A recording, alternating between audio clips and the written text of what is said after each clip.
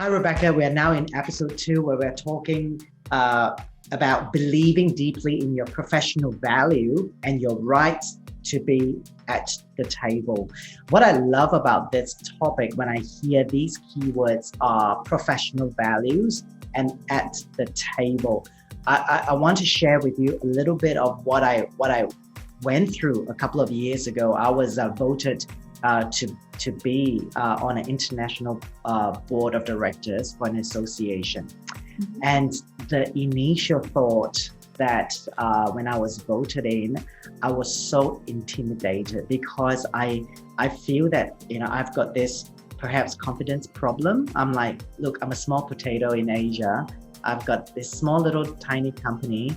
I don't know what impact I can really make because I'm not working for a multinational corporation. So why is that? Why do I have that confidence problem when in my own arena, I am full of confidence?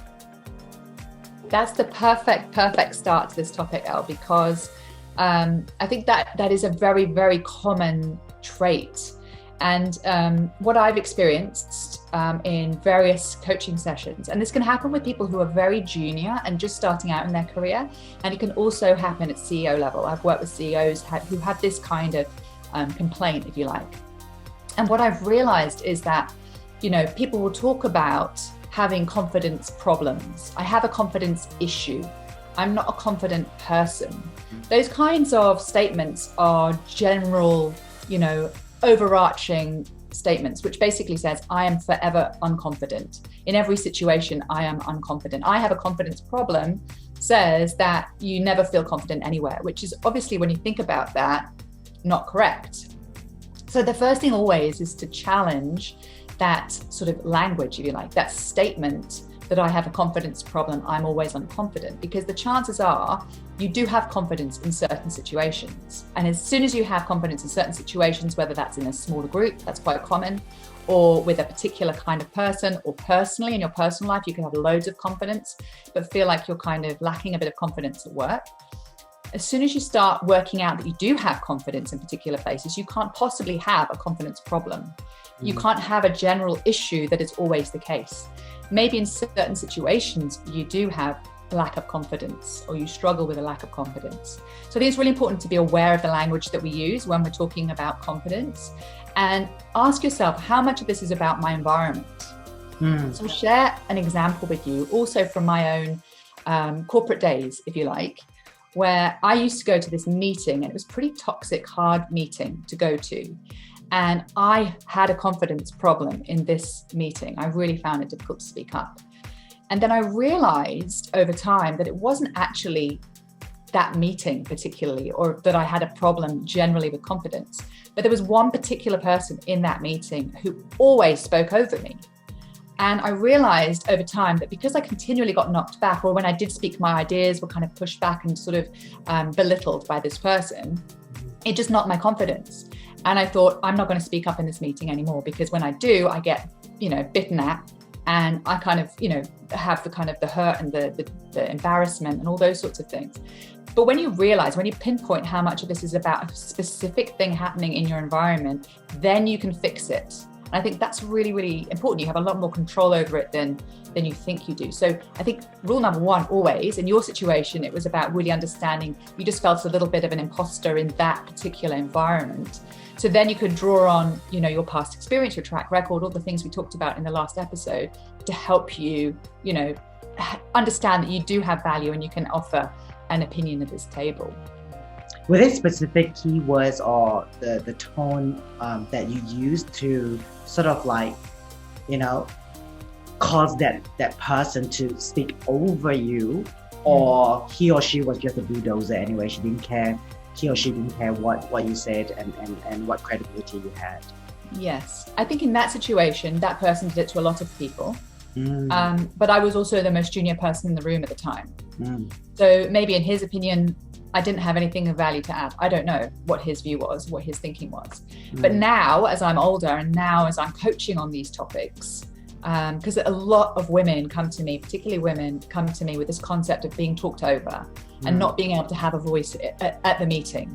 So we talk a lot about how you can assume your own authority in that space. How can you actually assume your authority? And that's basically not asking permission to be there, which I think is a massive sort of shift in thinking, shift in mindset thinking as to how you're going to sort of show up at this meeting.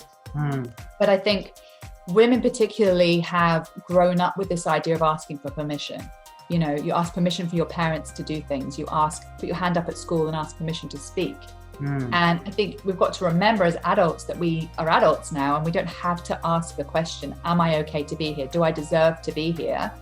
Is my opinion worthy? You just have to kind of get into this new sort of habit, if you like, of assuming that what you have to say is of value and is relevant to the discussion. And once you start thinking like that, the other people start behaving differently to you too.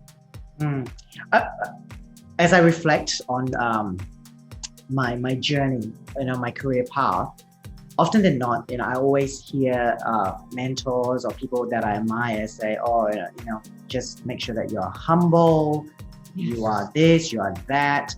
So how do we balance, being humble and being too humble that you come across as you've got no confidence? Yes, brilliant question. I think how I kind of operate in my world in professional development is really on sort of lots of different spectrums. So like, where do you fit on the spectrum?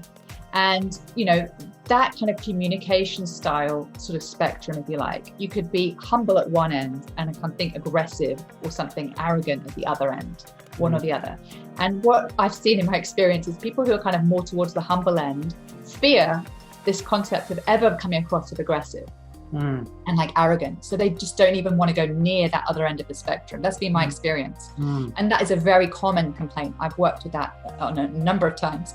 But I think the number one question to ask yourself is, are you ever really going to be arrogant or aggressive? If you're a very humble person, the chances are it's highly unlikely, even if you really push the boat out, that you're ever going to come across that way. It's just kind of not in your sort of, nature. But I think the beautiful sort of middle ground, if you like, is that concept of assertive. So I talk a lot around this concept of assertiveness and what that means. And of course, for different people, it means completely different things. I don't think there's ever one sort of single definition of these things. And it's to kind of aim to kind of go somewhere sort of halfway on the spectrum, if you're very humble, and just to think about how can I be a bit more assertive? So that could come from your body language and how you walk into the room, in the gestures that you use. I think gestures are a really, I'm kind of doing on purpose now just to demonstrate.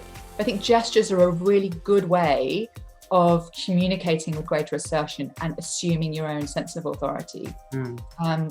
And you can use your body also in meetings to just sort of fill the space, to own the space, rather than sort of being a shy kind of person sort of in the corner. Even if you're very, very introverted and you feel kind of very uncomfortable in that space, just physically sitting, even if you're not saying anything, just physically sitting quite sort of wide, as wide as you can go without it looking strange, can have a massive impact on how people are perceiving you in the meeting.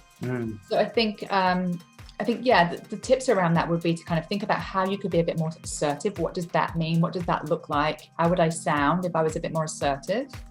And I think the crucial piece is getting out of that questioning, asking for permission. Can I just add? It's not a question. It's never a question. It's a statement. I need to interject. I need to add this comment. I need to say this. This needs to be said. These are the kinds of bridging statements, I call them bridging statements, where you go from that person speaking to you speaking in full. You kind of use this little interjection to get you in there. And it's not asking permission to get in there, it's stating. It's quite different. Oh, love your guiding points. Are there any other points that we should note when it comes to, believing deeply in our professional value and earning that right? We want to know our right to be at any table that we today. Yeah, I think that assuming authority is a really important one. And there's such a wealth of things you could do in that space. But, again, it's very different for everybody. So just working out what you feel comfortable, what sort of feels authentic for you.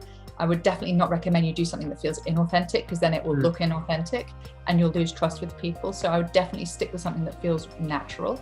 I think also doing massive data mining on where you do add value is really, really important.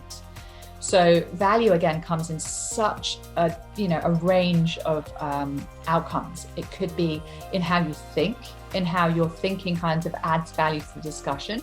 It could be on how you make decisions. That's another really interesting one. It could be the expertise that you have. Maybe you're a real domain expert in your area, and therefore you absolutely should be assuming authority because you are the domain expert.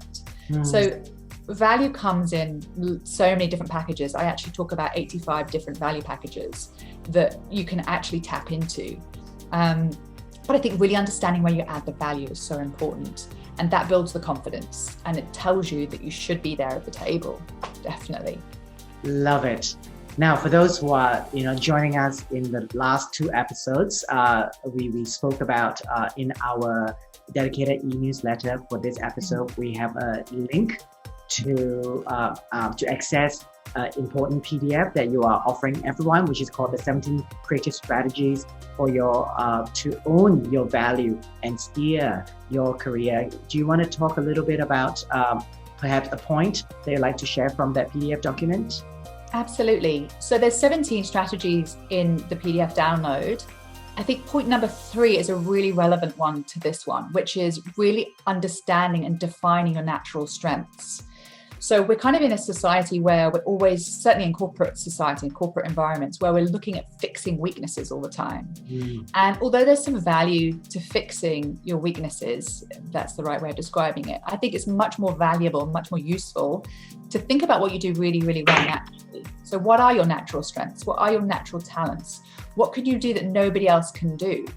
And I think when you start really understanding those talents, and the thing that's interesting about that, I think, is because they're sort of so unconscious to you because you do them so well naturally, you don't even regard them as strengths. That's the funny irony about strengths. But actually, they're your biggest tools. They're your biggest kind of asset, if you like. And once you start playing to your strengths more effectively, you automatically get more confidence. You automatically start adding more of the value you want to be adding.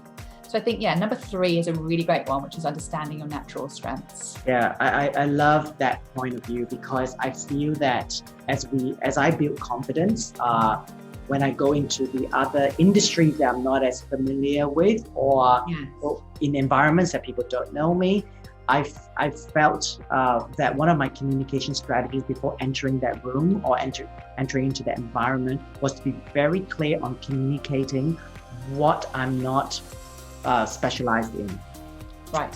And so that I can say, oh, this is what I'm great at. Unfortunately, what you just asked me to do is not something that I'm great at, but I can sort of help you find someone who's great at, so that I don't again fall into what we talk about in episode 1, the imposter syndrome, that the lack of confidence, but yet to come across, as you said earlier, to be as authentic, as honest as possible, so that we are, whatever that we do, we're empowered to focus on our strengths and not be too overly unproductive on focusing on our weaknesses. Absolutely. I think you make better decisions when you understand your strengths. You can look for more opportunities in line with those strengths, and you can say no to the stuff that doesn't play to them. 100%. Yeah, totally. And this is the perfect segue to episode 3, where we are talking about overcoming self-criticism and perfectionism, which is one of my, I would say, disease. And how you talk about yourself. Absolutely. See you on the other side.